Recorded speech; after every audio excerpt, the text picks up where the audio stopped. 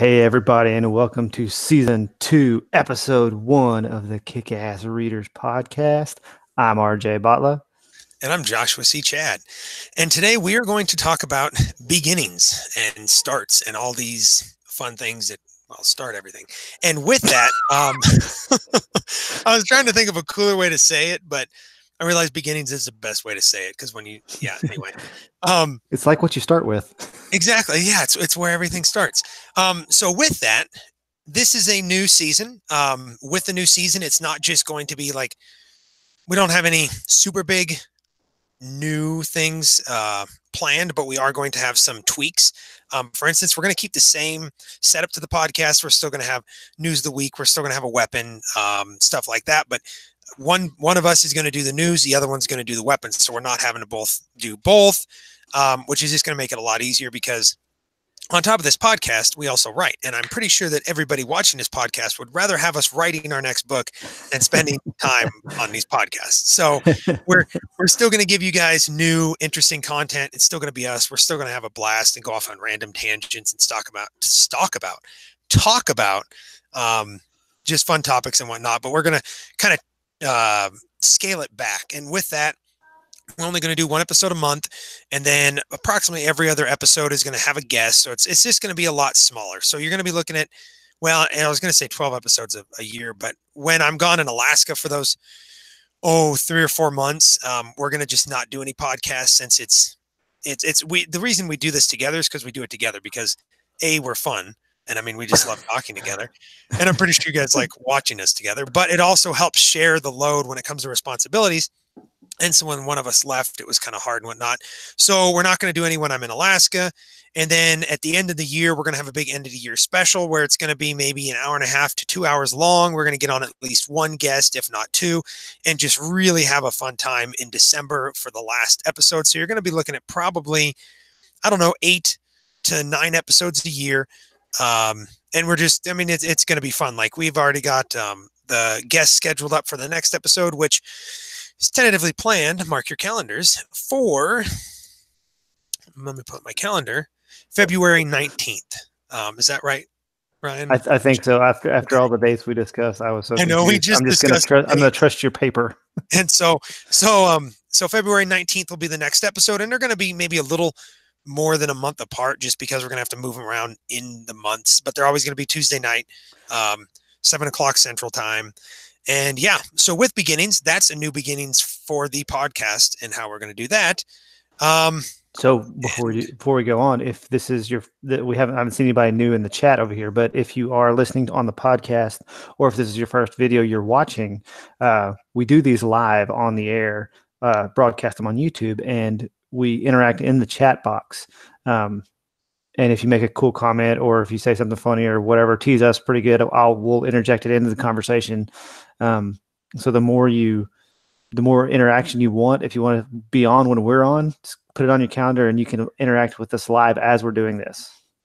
Yes. And that's one of the things that we really like to do, because instead of like a lot of other podcasts, that's how we kind of separate ourselves. Is it's not just us talking to our listeners or viewers, as it were, but it's the viewers getting involved on the YouTube live and being able to ask questions and add comments. And that's what's been really fun, because then it just takes the whole conversation in a completely different direction, and we go off on this awesome tangent. And then we usually rein it back in, not always. And we usually rein it back into the topic and continue on. So like Ryan said, if you want to get on YouTube when we're live, and you can interact with us. So we posted on the Guild on Facebook, both of our Facebook pages. I think you tweet it too, don't you, Josh? I usually don't. I do sometimes. I forgot about Twitter for the last 2 weeks, so there's nothing in there for the last 2 weeks. But yes, sometimes I tweet it. Yeah. But yeah, that's usually where we'll post the link, because that's where most of our readers and viewers interact with us. So, Josh, it's a new year. Did you make any resolutions? Oh, that's a good question. You got me on the spot because I didn't think about that. I know. I just thought of it, and I was like, I'm going to get him. Good question. No, I do not do New Year's resolutions. I think if you want to start something, start it when you want to start it. Don't wait till the new year. But with that being said, in December, towards the tail end of December, I started a new workout program because my brother's wife, which would be my sister-in-law, is a personal trainer, and so she's got me doing a really good workout for this upcoming season in Alaska because I've got some really intense hunts planned. So I have started to work out. It was a little bit before the new year, but there's that. And then no other really resolutions, just kind of reevaluating how to live life and be a entrepreneurial creative. Ooh, But big words that's there, all in one right. sentence. And I think I used them right. I hope so. If not, nobody tell me, it'll crush my dreams. And so that all happened kind of Like a grip. starting in December, but I guess I'll call that my New Year's resolution. So what about you? We don't really do resolutions, but I use it as a time to set goals, like what I want to do. Oh, So, like, I sent out to my newsletter on my writing goals, and then which is I'll put them here. Oh, so part of one of the big things with goals is the more people you tell, the more accountability you feel, and the more oh. likely you are to hit them. But they're also, remember, it's pirate code for me. It's guidelines, not rules. Um, so it's the commenters don't really do like resolutions either, but I want to put out 4 Edgewalker books, 3 origin stories, and book 4 of the main series. So that's my goals. But then I usually start back working out. I do a pretty good job of working out. Or somebody asked if Tiger was here this week and said not this week. We do a pretty good job of working out during most of the year, but the holidays, it just goes to crap because there's just so much going on. And then I'll just start back up at the beginning of the year and just start getting back into shape. I would say into my fighting shape, but I don't know that actually applies.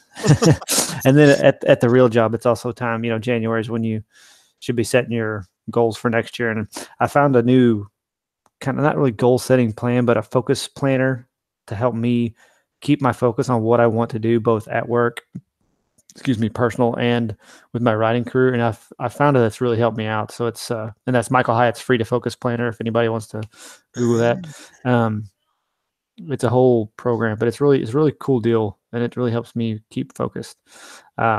So that's my New Year's resolutions. So it's more goals.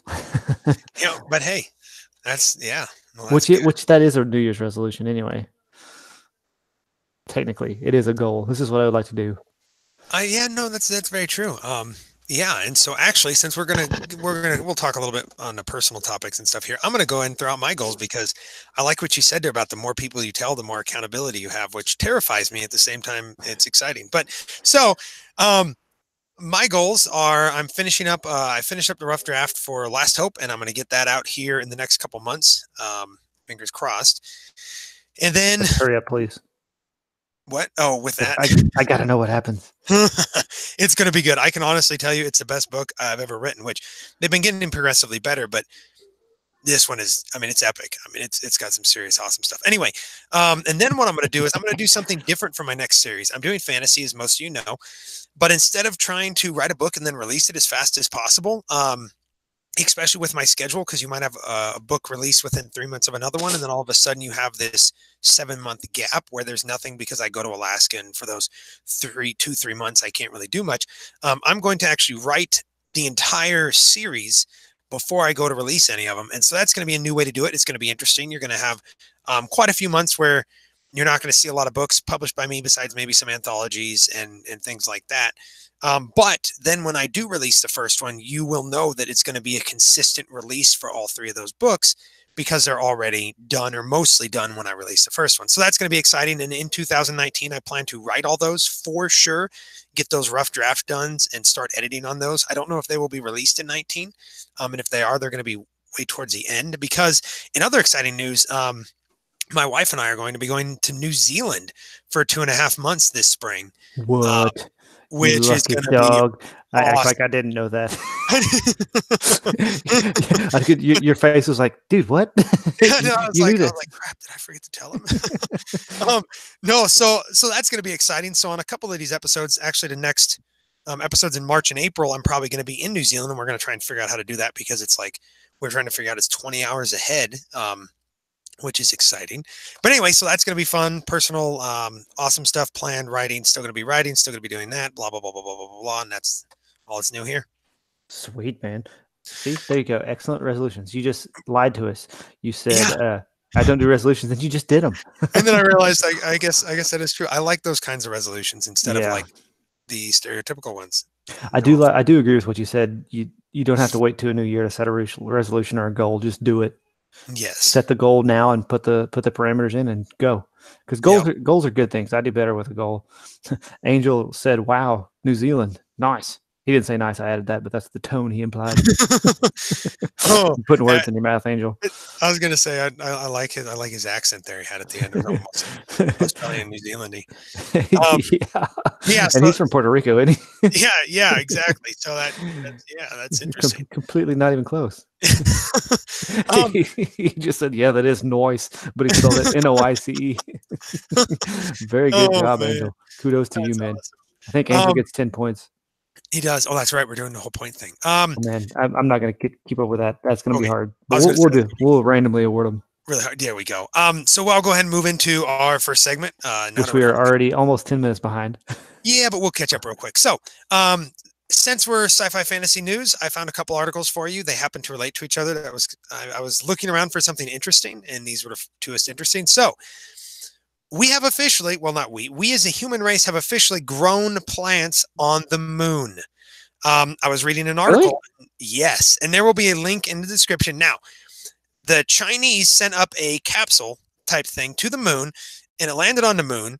And they're studying they have all the oxygen and stuff plants need in the capsule, but there's the gravity's different. So they're seeing how plants grow with a different gravity field than ours, and they have actually sprouted. They put up like cotton plants and some other stuff, but they actually sprouted on the moon. I mean, they're still in that capsule, but I mean, so are they in moon dirt or earth dirt? No, so they're in earth dirt. Okay. Yes. So it's just more of like if there was a biosphere, I think that's the right word, kind of like on the moon where there was actual soil from Earth, plants could grow, and that's what they're testing. And it's this whole movement to could we live in space? And so it's a big step towards that. I found it really interesting because as sci-fi fantasy lovers, that's just another step closer to some of like those spacefaring books and stories, and it's awesome. And then that is cool that we've actually been growing vegetables in space for 4 years on one of the space station, International Space Station. They grew, I think it was lettuce, and now they're trying to grow something else, and they're seeing how with no gravity how stuff grows, or they're giving it gravity, and there's a relation between. Now this is a different article, but along the same lines, different relation to plants need a certain amount of nitrogen as well as water, and if they have more of one and less than the other, blah blah blah. But I just thought it was awesome because you've got plants and vegetables in space right now as we speak, and they're researching how to do more. And I just think that's just a huge step towards global galaxy domination. I mean, you're gonna own this biatch. I mean, any other races out there, too bad. Humans are coming. You better get ready. We put a flag in the ground. It's ours. Just sorry. Yep, it's ours. Sorry. Actually, we're not sorry, to be honest with you. No, we're not. Yeah, that's right. Because we own America. We own the moon. Like, if you guys weren't aware, we got a flag in it. That means it's ours. Yeah. We will make Space Marines to go defend it if you try and take it. Anyway, now we're done with that tangent. Be like that old asteroid game with beep, beep, beep, beep. Oh yes, exactly. not asteroid, like Missile Command or something. Was that it? Where you shot the things up and I think I know what you're talking about, but you're also dating yourself because that game was around long before I was. Or at least before I was playing. When I started playing, it was like Mario Kart and Super Smash Brothers. Dude, I played Oregon Trail. Was my first computer game. Now that game is awesome. I was actually thinking the other day about an Oregon Trail style book but there's monsters along the way. Like, I don't know. I was just randomly thinking about that. I didn't even write that idea down. I need to go write it down now. But anyway, while I'm writing that down, let's go into our other segment, Weapon of the Week, which is possibly, we don't know, one of the first weapons ever, a simple rock that you could pick up anywhere.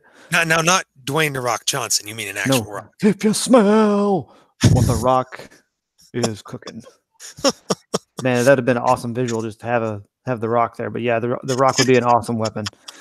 I'd say he was one of the 10 most deadly weapons known to man, right behind Chuck Norris, probably. Oh yeah, I agree. But anyway, it was more than likely one of the first weapons we started using. I mean, it's in the Bible. I mean, Cain killed Abel with a rock, right? So it was one of the first things that happened. but I mean, there's so much you can do with it. It can be blunt for blunt force trauma, or it can be you can sharpen it. Uh, you can use dragon glass.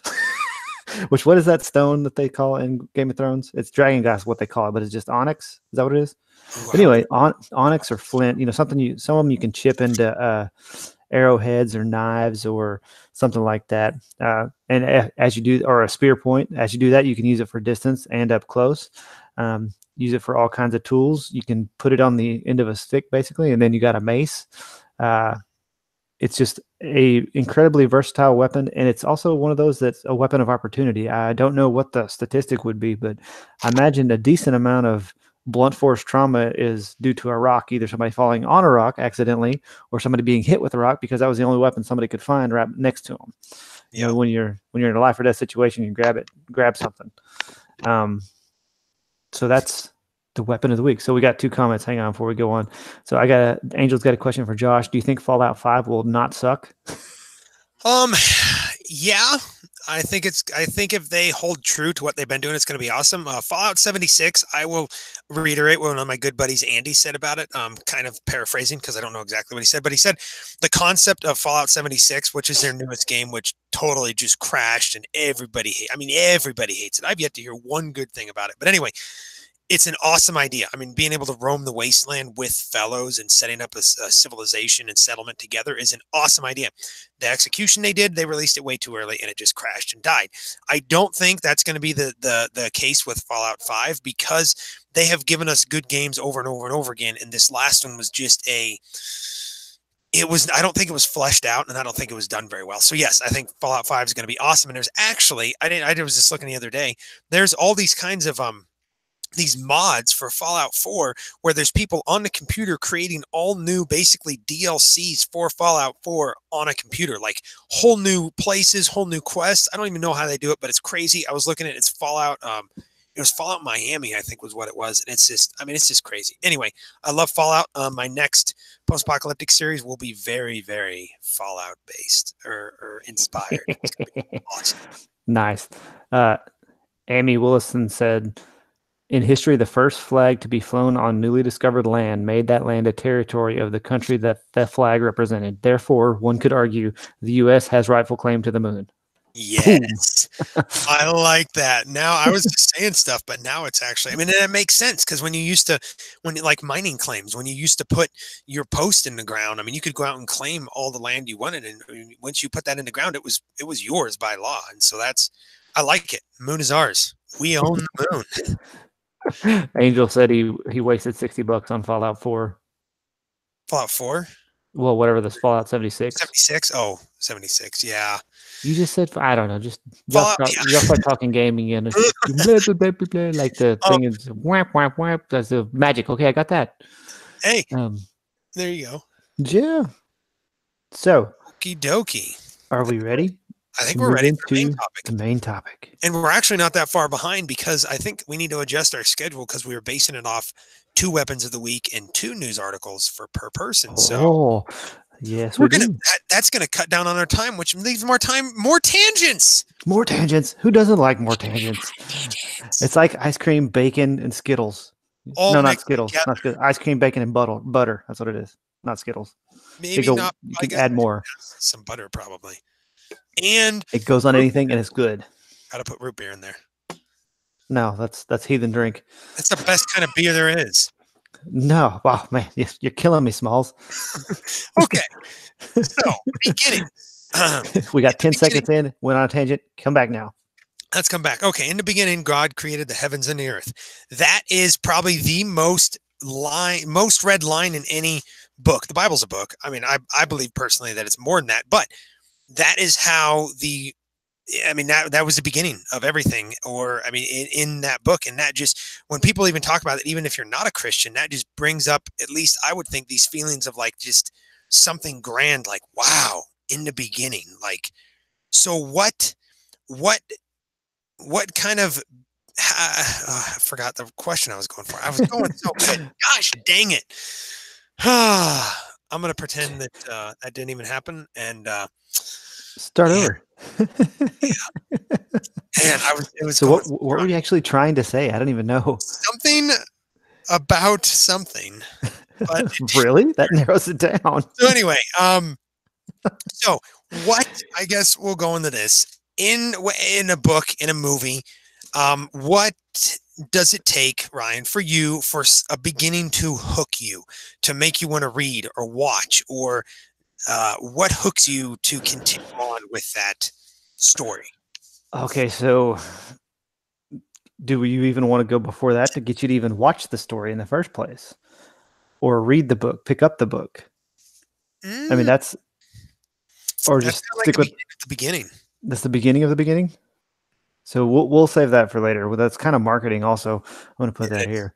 Yeah. Um, So uh, let's do this. Once you have decided to start read or start watching something, what makes you hooked and continue to watch that movie, read that book, watch that show, or what makes you stop and say, no, I'm done? Because I know for me, I used to want to read a book. If I started it, I was going to finish it. Lately, because I've got less time and more books and more movies, more TV shows, if I start watching or reading something and it sucks, I'm going to drop it. So yeah. first of all, what do you like? What hooks you in beginnings and what turns you off? Angel said this too. Too much backstory too fast. Yes, That's a big that's turnoff a good one. on that. I like starting out with some kind of action or drama or something needs to happen now. Yes. Um, like in both of my uh, main series books, I started with a battle of some kind or a fight. Or actually, the first was in Fire Eyes, it was a spy mission, and uh, Death Cloud, it's the battle at the wall. Yes, that's So right. I met maybe a cheap way out, but I like that. It brings you into the story, gets you to where you want to see why are they fighting, what's going on, what's happening, and even in the second series where you okay, if you've read the first one, liked it, you go to the next book where you want to okay, still don't suck at the first. You know, it's Yes. still a new book. You want to get deep into the story. So I don't like a lot of backstory, but I need some action. And man, I really like faster paced books. But then at the same time, that what's the Brandon Sanderson, The King's Way that I Way told you of the about? Kings. Way of the Kings. That drew me in, and it's slow. It's really slow. I don't. So there's an element in there that I can't quite articulate, and maybe it's just a writing style that I like versus one that I don't. Mm, Um, but it's also uh, really it's got to have that something special, right? That special sauce, yep. lettuce, cheese, pickles, onions on a sesame seed bun. Um, Yes. Mustard. No onions. dude, two blasphemies in one episode already. We ain't even halfway through. Um, Oh, snap. but uh, so a cause worth fighting for, Amy said, Mhm. and then too much reality bores Stacy Black, and Angel said, "Oh yes, reality really sucks. When he reads a book, I want to escape reality." Yes. And Amy says, "No onions." Too man, y'all are weird. Yeah, Um, there you go. oh, Stacy, too many tangents or distractions from theme ruins the perfect story. How do you listen to us? Yeah, I was gonna say, stop watching now. No, don't actually. 'Cause you don't Oh shoot. wanna- I, but yeah, no, that's kind of mine. It's it's definitely need to have a character. Yeah, okay, there's a good one. Heather Cassie said a relatable character, a smart character, react the way they actually should in the situation, not do something. Well, if they can do something stupid, if it's for the right one. But yeah, I mean, that's you got talking generalities. There's always everything's specific, right? Um, but yeah, I mean that's mine. I guess not too much backstory, action, easy to read and fast paced. Uh, at least right at the first to get me going, because I'm one that if I start it, I don't want to. I just want to on the Kindle. I just want to keep going. yep. I'll stay up way too late. Sometimes, like I need to put that in the what I've been reading. Okay, never mind. I'll talk about that later. Okay, so what makes a good beginning for you, Mr. Joshua C. Chad? I would say all of what you said, and kind of how I encompass that is, does it intrigue me? I can if it's not super actiony right away, but there's something else that intrigues me, I can stay with it. But there's something has to intrigue me, either the character, the story, the setting, something. And I feel like and it depends on what it is. It's going to be different for a 40K short story or novella compared to a 200K book, compared to a 2-hour movie, compared to a 20 episode show. So like, for instance, with a show, I'll give it 2 or 3 episodes. And if it doesn't pick up and catch me by then I'm dropping it. But if it's like a book, if it's a really long book, I'll give him a little more leeway because, hey, it's a long book. I know it's going to have a long buildup. And for me with Sanderson, with Way of the Kings, that was why he intrigued me with the world instantly.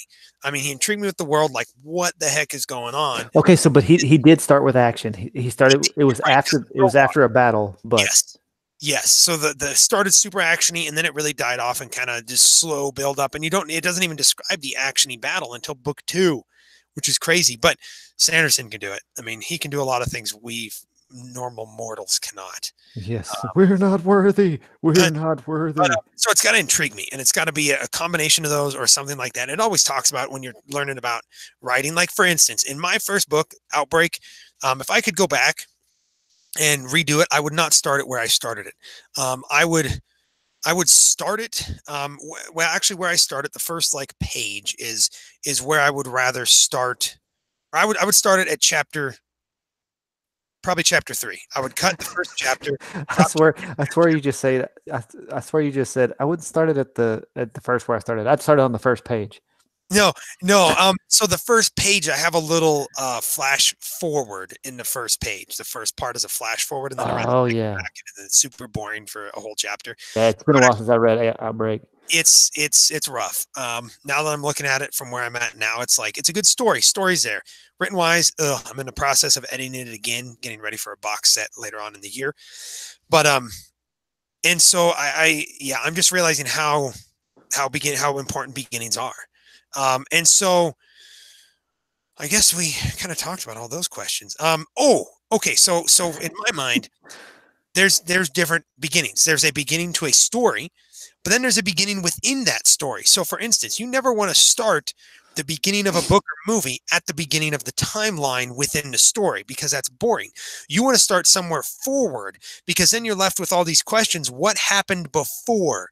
So and that's what I think it takes as also beginnings that hook me, is here's where it starts, but a lot more, that wasn't really the start. Has happened before, and it keeps me reading, because I not only want to know what happens, I want to know what happened.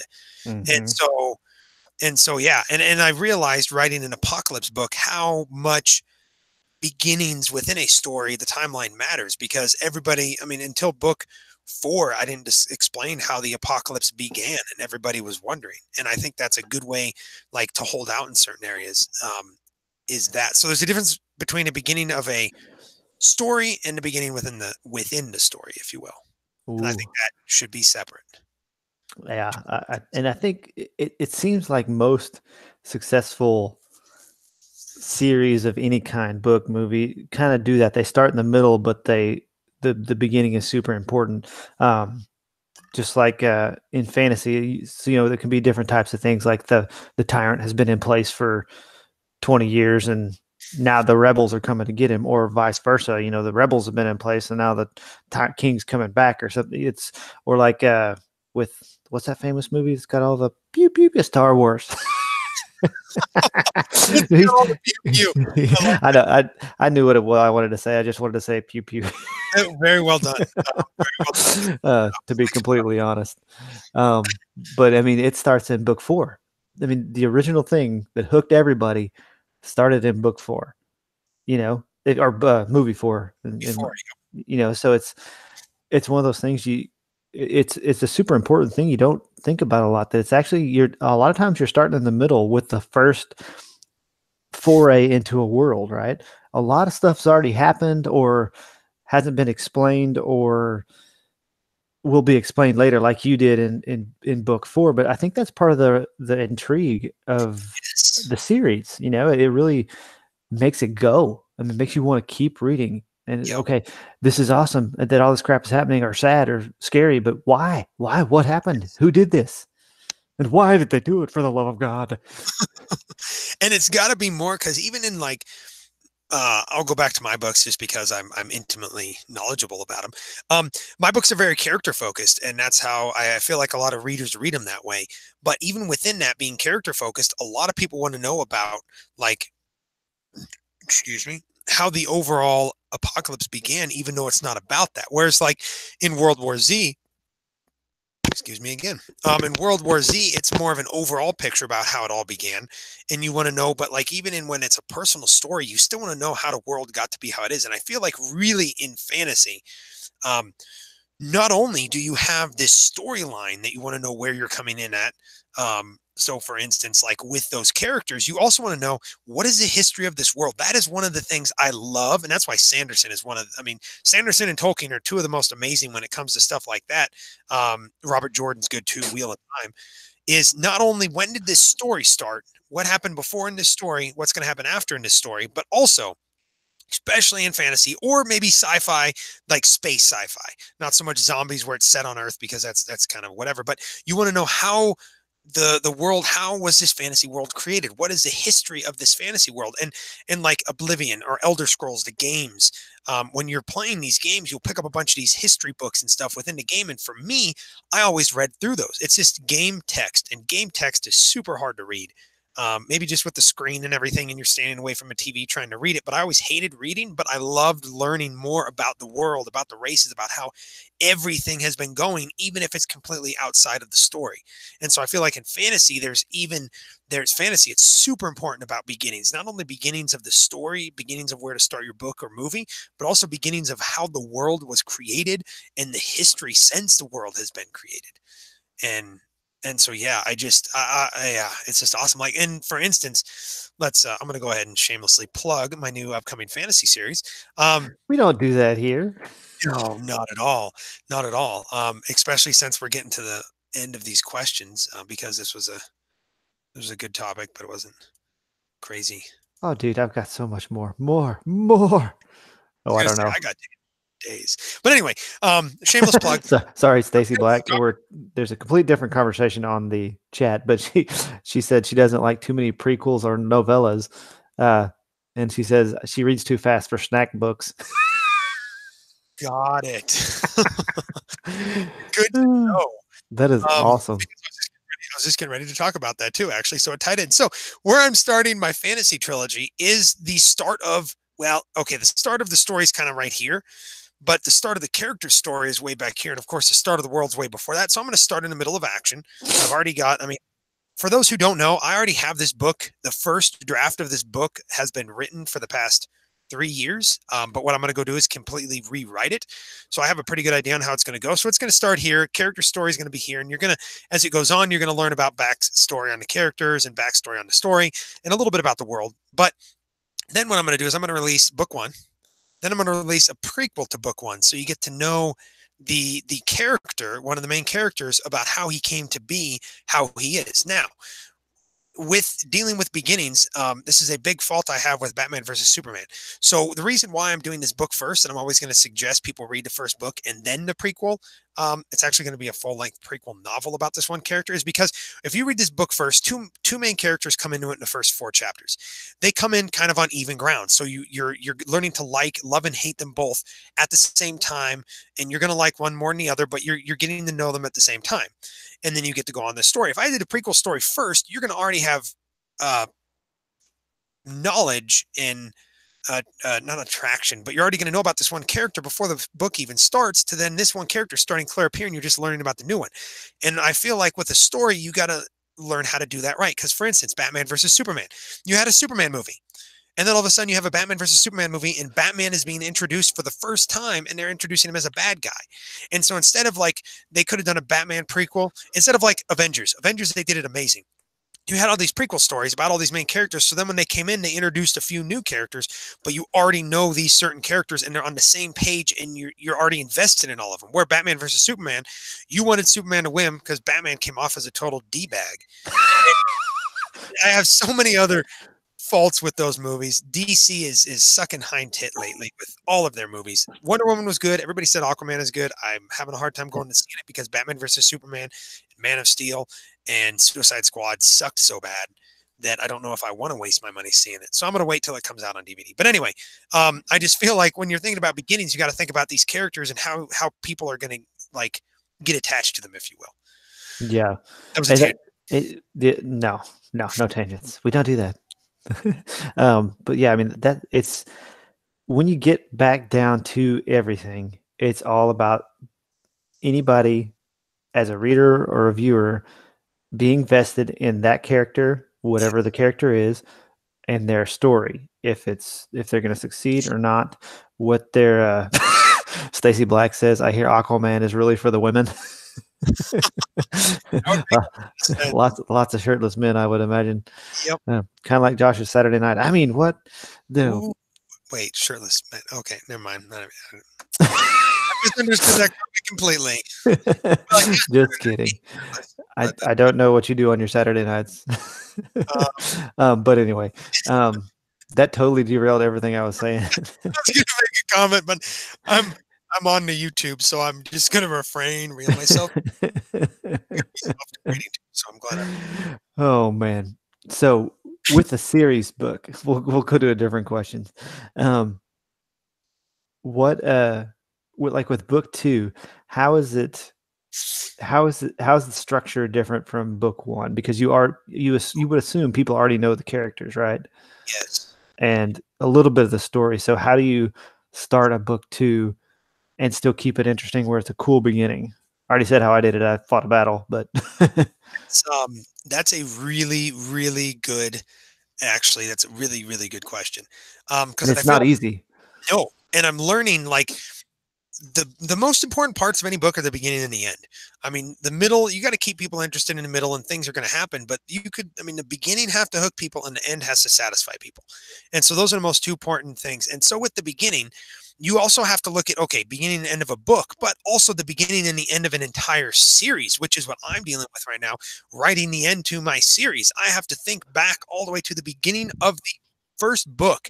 What promises did I make to these readers? What is going to be a satisfactory ending? Now, I'm going to write the ending I want to write, but I'm going to keep the readers in mind because I don't want to write this ending that just completely blows and is completely different than what has been subconsciously, I don't know if that's the right word, subconsciously promised throughout the series. So you've got to think about it beginning and end of a book, beginning and end of a series as a whole as well. And so with 2, you got to look at it as in the overall act. This is not the beginning of a series. This is partway into a series, but it has to be a good beginning to the book. And so I feel like I've learned you got to reintroduce the characters and give them a little bit of information again so people remember who they are and some stuff about them. And then you got to drop some hints on what happened previously in the story and right where it left off, especially if there's a long gap in between books. But then you also got to follow the normal beginning formula, if you will. I hate formulas, but the beginning thing that you got to always remember, you got to hook somebody. So there's got to be a little bit of got to be something like that. You got to hook them. Yeah, exactly. Hook them. So I feel like you got to reintroduce characters, give them information, remind people where they're at in the story, especially if a lot of time has passed in between releasing books, but also within the story if a lot of time has passed. Oh yeah. And you have to still remember to intrigue them, still hook them. And so it's really, I'm not going to lie, I felt like the hardest book to write was book 2 for me because of having to remember all that. By book 3, 4, and 5, these people are hooked enough. They're going to know who the characters are. So you don't have to do the reintroduction to the characters as much. You do still have to remind them where they're at in the story. And I realized in Wolfpack, when I was first writing it, having my ARC readers read it, I jumped right into the story. I mean, I just jumped right in. I didn't do any of that. And a lot of my ARC readers were like, hey, what the heck just happened? You need to remind me of what's going on. What did the note that Jez left, what did it say? And so then I was like, oh yeah, I got to do a little bit of that. And then it's gotten easier, like in book 5, because I'm going through and I'm editing it. I'm 30 page and editing it right now. And yes. I looked back and I realized I put, oh yeah, it's coming along. Anyway, I just get really excited when I start talking about it because I'm in the process of it. I'm okay. Tangent. When you as an author are going through your first edits, and I put it aside for a week, didn't touch it, went off to Reno, did a cool trip, came back. When me as an author, I wrote this book. I don't know if you guys know that. I write the You actually write the books you write? I do. Now, as an author, when I'm trying to edit this book and I'm having to slow myself down because I'm getting too into the story that I'm wanting to read too fast and I'm not editing, that's good news for you guys because I wrote this and I'm still getting intrigued with it, even though I knew what was going to happen in my head for the past 2 years. It's still like intrigued me enough where I'm like, oh crap, I'm editing. Go back, read that paragraph. Oh, and so I just think that's really cool. But anyway, with doing that, I just edited through the beginning of my book, and it starts off with a bang. Anyway, I want to tell you guys so bad. But within that, I'm getting better with reintroducing characters, kind of giving you some information on them. Even though this is book 5, people are invested, but it's been a long time between book 4 and book 5, and then I'm telling where they're at in the story. And so it's really been it's fun for me now to do beginnings, whereas before it was kind of daunting because I had to remember all this stuff. Now it's coming naturally. So that's what I think you need in the second book or as a continuation series. Lots of tangents in there, but I think you guys got the idea. And definitely, if anybody has any questions, drop those in because I'm looking at our schedule because we can go a little bit later since we're not going to spend a lot of time on these next ones. Very true. Very true. Yeah. What do you about a second book, a beginning of a second book, Ryan? Well, I guess you kind of talked about yours, but yeah. But I when you were going through yours, I actually thought of something that I already can tell I'm going to have trouble with is that. So originally when I wrote Fire Eyes Awakened, it was supposed to be the Fire Eyes Awakened book was supposed to be the entire book 1 and book 2. So Fire Eyes and Death Cloud are supposed to be one book. And I got halfway through where I stopped Fire Eyes and I was like, crap, this is 110,000 words. I got to do something different. So I actually had to go back and reintroduce a character and a villain and all that. Sorry, I got distracted by the chat. Is there actually a misprint book in existence, RJ? For which one, Stacy? Is there what in existence? A misprint book? I'm not sure.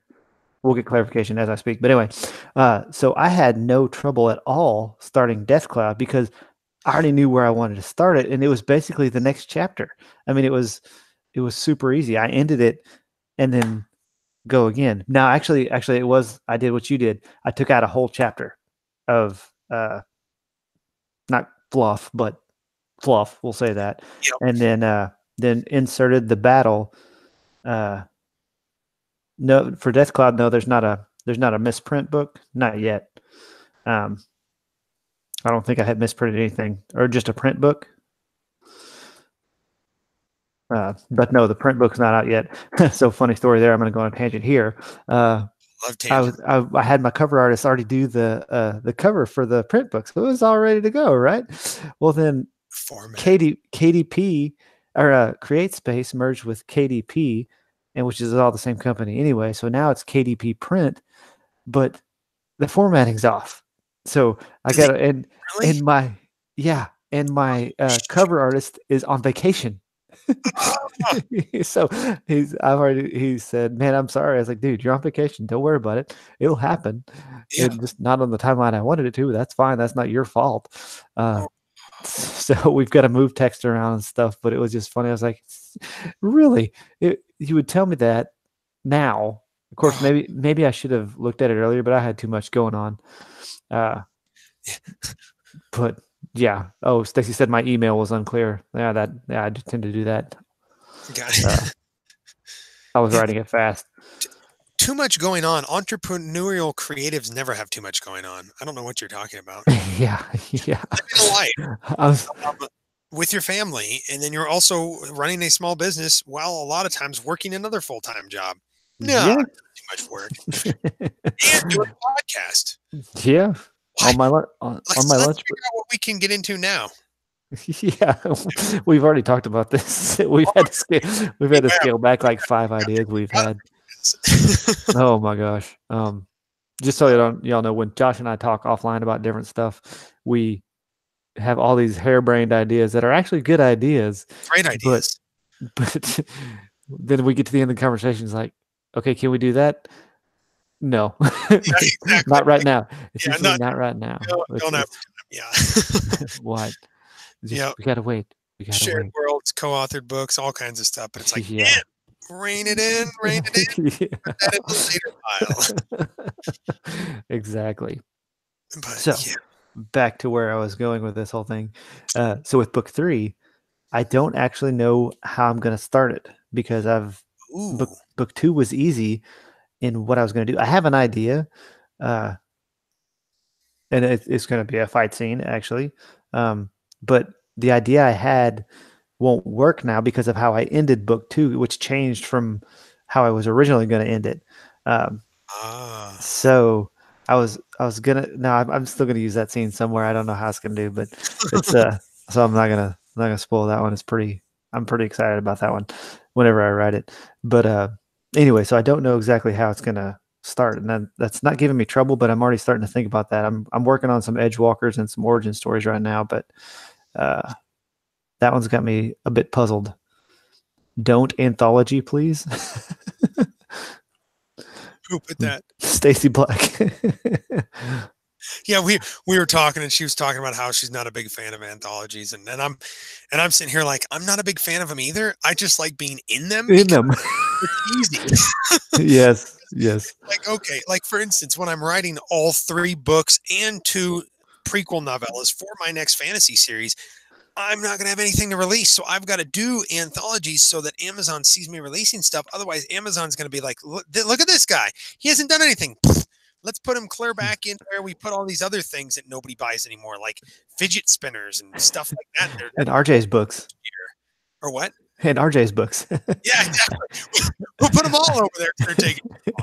Actually, So, mine are doing pretty decent lately. So I was going to say, yeah, I was going to say you're picking up with Death Cloud. yeah, it's doing really good. Oh, Really good. yeah. So anyway, so anthologies are good for that. Plus, here's the thing about anthologies that you need to remember, especially for those that are fans of our series. Pick them up, especially if they're tied into a series, because it's going to give you some awesome stuff. Okay, I'm going to give you guys an exclusive spoiler. It's not a spoiler alert.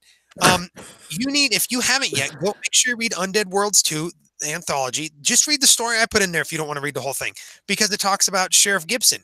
I will say there are future plans for Sheriff Gibson. So if you guys don't read that, you're not going to know about those. Well, you're not going to know about those future plans anyway. And I'm talking future plans, so don't get your hopes up. But so there's going to be anthologies. If you like an author in the anthology, just read that one story. You can even review it by just reading that one story. I've seen that a lot where somebody just reviews the one story and says, I haven't read the other books, but they can still review it. So anthologies aren't all bad, but I agree. I don't like reading them very much unless, well, I do what I just told you guys I do. When somebody comes out with an anthology, I read the authors that I like, and then I just leave the rest alone because I don't have time for that crap.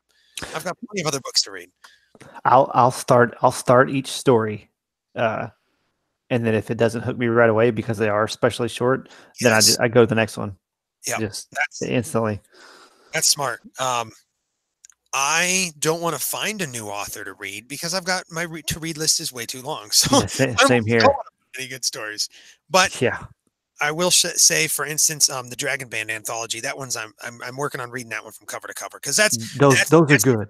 Because it's a world. When Yeah. it's all set in one world, that I can get on board with. A shared world anthology where you know all the stories are set in the same world. Then that goes back to that world building thing. How did the world begin? How's it going? So then I like to read those short stories to get a better idea of the bigger picture. So yeah, lots of anthologies. So we can wrap up that tangent on beginnings. We even did beginnings of anthologies. So boom, there you go. Yes. So that was fun. Hey, that actually worked out really well. Yeah, I was impressed with us. It was a topic. I was too. It was a topic that we're both like, man, pretty good. We'll just go with it. We'll wing it because we've got to get. At the time when we figured out this topic, he was getting back to releasing or editing Death Cloud. I was writing Last Hope, and we're just like, we need a topic and we need this podcast. So we need to, and so we did beginnings, and hey, it worked out pretty good. I think it was a fair episode. I think I agree. I'd say above average. Of course, our average is pretty high, so who knows? I was gonna say our average is way up here. So good. I don't know why. So anyway, Josh, what are you reading and listening to? Thank you. So, reading, I'm currently reading through Last Hope, and I'm going to be reading through Last Hope for the next couple of weeks. But that was another shameless plug. But I'm reading Helldivers 4 by Nicholas Salisbury. I don't even know how to say his name, but I'm reading his book, Helldivers 4, really good. I'm getting ready to read through book 4 of Monster Hunter International. I'm also reading a book. What's it called? It's by Rebecca P. Miner. She's actually one of the founders of Realm Makers, the conference Ryan and I went to. I started her book and I'm working through that. And then listening to my normal Apocalypse playlist, but also I found a new band called Epic Score. And they do like soundtrack music, but okay, imagine that movie when it has that awesome song during the climax and everything just gets really exciting. All of their songs are like that. It's one awesome climax after the other. It sounded really, really, that's what she said. Okay, I had to say it. But in all seriousness, you need to check out their stuff because it's way cool. Epic Score. That And they sounds have cool, man. kick-ass album covers. Like their album covers make me want to write. Like there's just one of this dude fighting a dragon. Oh, This giant robot with these missiles. I mean, it's awesome. nice. Yeah. Nice. So what are you reading / listening to? So listening to, I was on a binge of the Ray Edwards podcast. Now I'm on a binge of the Art of Manliness. I'm also been listening to a lot of Cody Johnson. He's a country artist. Cody Johnson. Yeah, he's got some good stuff. But you're not a country guy, but just if you like country, Cody Johnson's is good classic kind of country. I heard he's the one that he sings that one song about the girl. Dude, country music, that one song about the girl, really? I just heard it on the station about okay, never mind. They're all country songs are all about girls drinking, trains. Well, yeah, the crap ones are the dirt roads. Now a lot of the bro countries are about dirt roads and pickup trucks and all that kind of stuff, which is all good and country, but you got to do it right. There's the country music now on the mainstream radio is not true country music. We'll leave it at that. Dad and I were listening to Cody Jinks and Luke Combs, and those are some good guys. Yes. Traditional, but they're new. Yeah. It's almost a grassroots movement, if you will. So that's what I've been listening to. And then per one Joshua C. Chad's suggestion, I started reading Way of the Kings for Sanderson, but he talked to me and said, hey, you should read Steelheart and the Reckoner series. So I did that and stayed up late one night reading it because I needed to finish the dang thing. But it's a dang good book. And all three, well, you know what surprised me is all three in that series are $2.99, the Kindle books. Really? Yes, or they are right now. So I was like, oh, get it. Wow, go get it, people. That's one of the, they're great. Yeah, so I read the first one. I'm on the second one, which is Firefight. And Josh was right. I love the main character. I think his name's David, right? Yeah, David. He's bad at metaphors. And oh my gosh, I busted out laughing the other day. And when I was reading it, woke my wife up in bed. Oh, man. But I knew you'd like him. He reminds me of Jaden. I mean, J10. Yeah, he does. He does. Oh, man. Oh, okay. Real quick tangent about beginnings. I just got to mention this. I'll do it. What I'm thankful for. I'm thankful for in books and movies when they create a world or a magic system in the beginning. I'm relating it. But as the whole book goes on towards the end of the first book or in the beginning of the second book, you learn that there's more to the world, or the rules that were established in the beginning are not the full rules, or there's exceptions to those rules. That is something that I'm thankful for in books and movies, is when you establish how something is, like the status quo, if you will, whether it's magic, world building, or races. And then by the end of the second book, or end of the first book, into the second book, some point in the series, when you start to realize there is more, you have a grasp on this world and you know how it goes, but then all of a sudden there's something thrown in. And Sanderson does that really well in all of his books, especially The Mistborn. He establishes something in the beginning and then he twists it at the end. And that for me is like an epic jaw-dropping moment because it makes sense, because how the rules were, there's just something that resonated in you, like, that's not all of it, is there? And then when you learn that it's not all, it feels good. So I'm thankful for when books and movies and stuff do that, because it just keeps me interested and intrigued. So, because Did I don't know what I'm thankful for. So there you go. did you just steal my thankful for? Oh crap! Is that what yours was? I see that, rules and regulations. Oh snap! Okay, no. So I'm not thankful for rules and regulations. I'm thankful for when they break or expand on those. So, oh man, what's Oh, that man. called? I podcast bombed you on the thing. You did. You did. That Oh, is I feel like awesome. such a d bag. Didn't mean to. You started us like, man, this sounds like something else. That is what I was gonna say. Well, But not exactly though. So we'll still say it. I'm gonna say what are you thankful thankful for, Ryan? thankful for rules and regulations. And Josh just said it is on the outline. So that is what I was gonna say. See that? Oh shit. But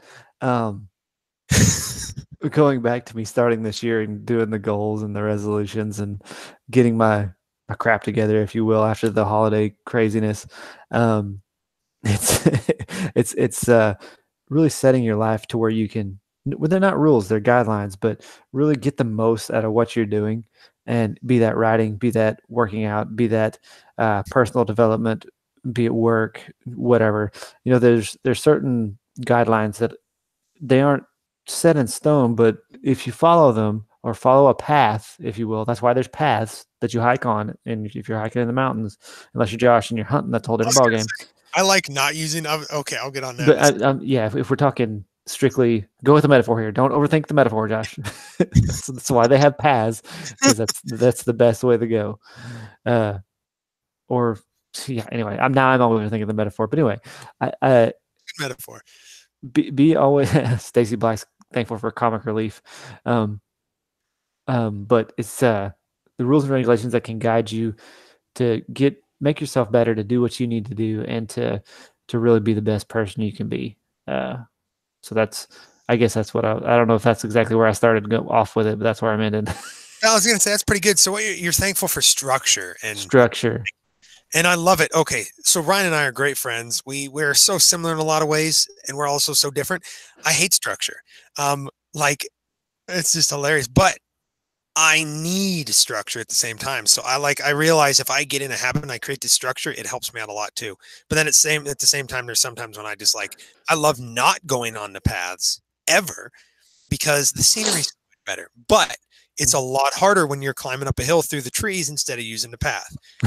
And within that, I still like to have some kind of a path. Otherwise, I just wander around in a forest for 3 years. So, yes, structure is very important. I'm realizing that now, getting in a scheduled habits, that I'm doing a lot better too. Yeah, but it also depends on what you're trying to do too. I mean, if you're wanting to do something, a lot of times structure is better. But if you're wanting to unplug and just unwind and go, structure might not be the thing. Sometimes there is no spoon, and that's Exactly. that does. I don't know that actually applies. I think I just pulled a David moment. Yep. Oh Those man. metaphors, it's just like, oh, I need to find a quote of some of his metaphors and start saying them. A brick made of porridge was the one I remembered. I think that's on the movie Buzz 11. But anyway, you should read the Reckoners. Yes, they're really good. Is he gonna do another one, or is he done? Anyway, that's a tangent. Yeah, I don't know. I don't know either. But okay, good or bad, and we both just raised our hands at the same time. that was weird. That was weird. But anyway, go ahead. I'll let you go. So, I think that wraps up this episode, first episode 2. I hope you guys keep listening and keep tuning in this podcast. It's going to continue to be fun and exciting and full of shenanigans and tangents. Tune in next time, February 19th, for episode 2 of season 2, where we discuss something that Ryan's going to say here pretty soon with Stevie Collier. Collier? Yes. Stevie Collier. He is an author, and I think a really good one too. Yeah, he's doing real good. He's got a couple of series out, I think. So what are we discussing? Do you know? It something? is the law of attraction plus success plus creative flow plus gratitude. And That that's a that's lot. yeah, that's going to be an interesting episode. I'm excited Yeah, I am because too. Stevie also has a podcast, so we're getting some pros on here, so it's going to be good. So anyway, thanks for watching / listening. Make sure to subscribe, like the video. Tune in next time, February 19th at 7 p.m. Central Time to be live with us, and then you can drop in your comments and interact. And yeah. Yep. And if you listen on the podcast, make sure to subscribe and leave a rating. Like the episode on YouTube. Always helps us get going. If you like it and you know other people who'd like it, always just tell your friends. Word of mouth is how all this stuff keeps going. Thanks for everybody on the YouTube's chat. Had a blast here. And man, it was just a great episode. Josh? It was, it was. And so now that the episodes are further apart, if you want to stay involved with us in that month time frame, make sure to get on the Facebook group, the Kick-Ass Readers Guild, and join us there. We're popping in and out of there a lot. There's some really cool content going in there from some of our new moderators, some ways to get involved. We're going to have some cool stuff coming up in the future about involved with writing and stuff. So check out the Kick-Ass Readers group on Facebook, and you can stay in touch with us until the next episode. But that's all from me. I'll see you guys next time. Take it easy, people.